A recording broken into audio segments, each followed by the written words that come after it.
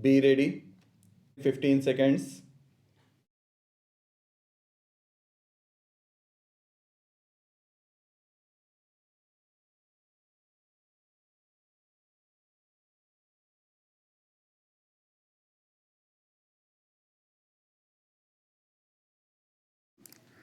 Dear friends, it is an enriching experience to be sharing my perceptions on this vital issue with this August gathering. I am particularly pleased to join you at this Tata Memorial Lecture. Before I start my presentation, I wish to congratulate Dr. Bharat Ramji and his team at Population Foundation of India for taking this initiative.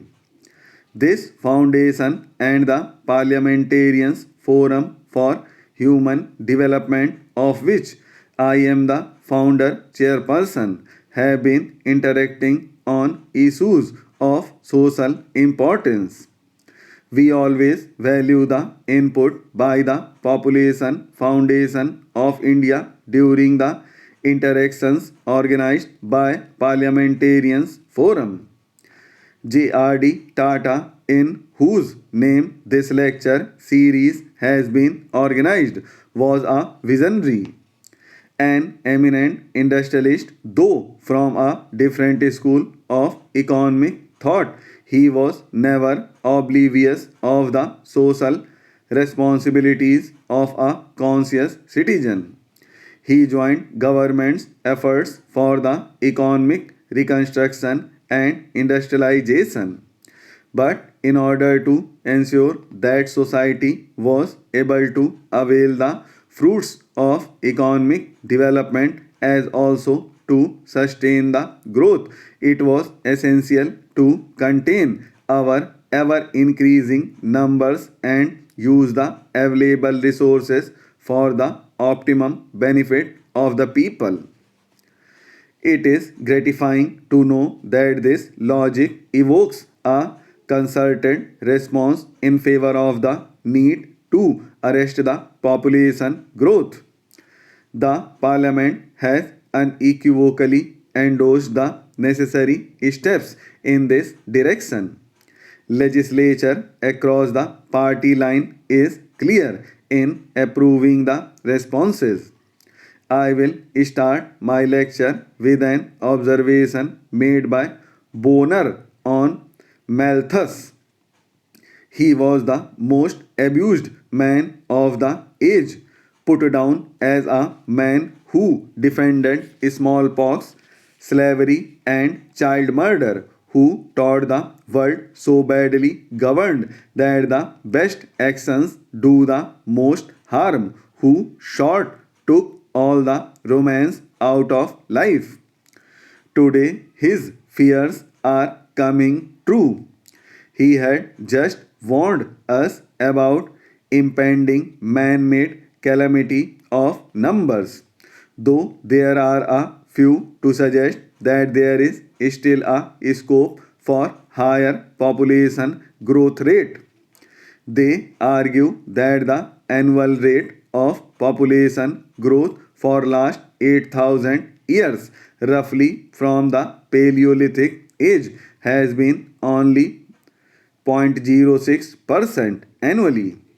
They further inferred that this figure was far less than 3% annual growth rate required to meet Malthusian geometric rate of progression to double each successive generation.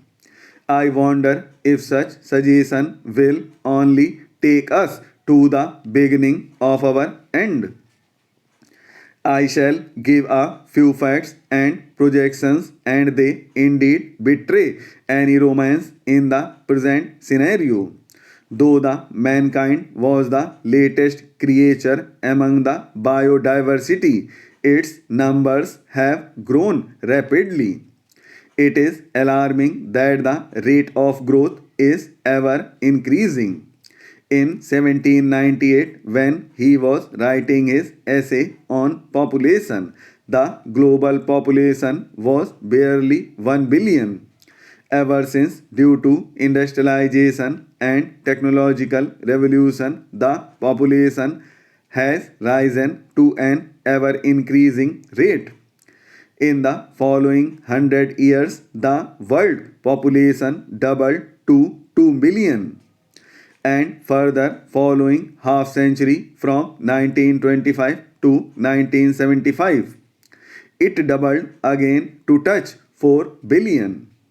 By 1990, it was 5.3 billion.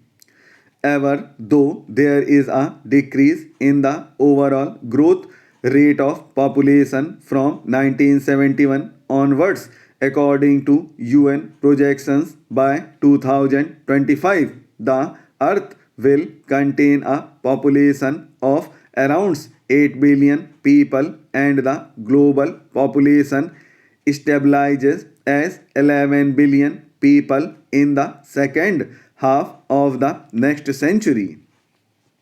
The worst aspect of this population explosion is that these increases will be taking place largely in the developing and underdeveloped countries.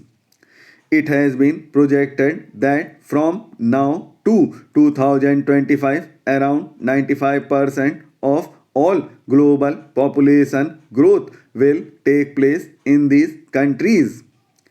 At current rate of population growth, we should plan to accommodate a workforce of around 3 billion of people in developing countries by 2025.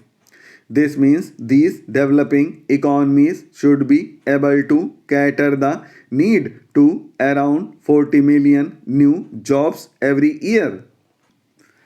These countries have comparatively low industrial production. A high domestic consumption leaves minimal surplus in the economy. Secondly, it is observed that in the countries with large population, the share of primary sector is higher in the economy. Greater part of investment and other inputs go into sustaining this large population. This does not leave enough of investable surplus.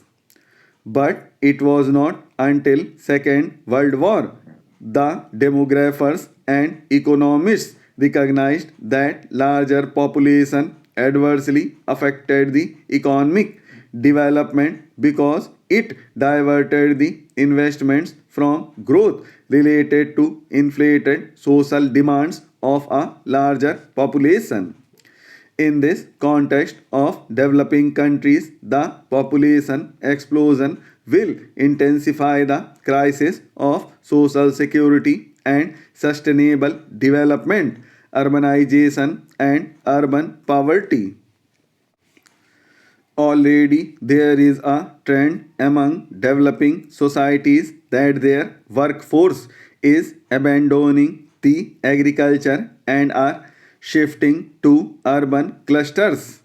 In 1985, around 30% of the population of developing countries was living in urban areas, which shall go to 60%. Mr. Chairman, sir, a discussion has been held today on a very important subject. All the honorable members who have taken part in this discussion have given some very good suggestions. I am grateful and thank them for it. You know how much awakened the people have become today. No one had made any efforts in this direction 4 or 5 years ago. First of all, it was our late Prime Minister of India who drew the attention of the people towards it. This problem is not confined to India alone, but is a matter of concern for the entire world. Today, the foreign countries also feel that a heavy price will have to be paid for the development that has been made. To fight against nature is suicidal, and you all know, and the foreign countries are also saying that if there had been lesser development and the environment had remained unaffected, that might have been better. The health standard of the people is declining these days. This would not have happened otherwise. It is essential that every individual in every country should enjoy good health. However, the level of environmental population is somewhat lesser here than in other countries.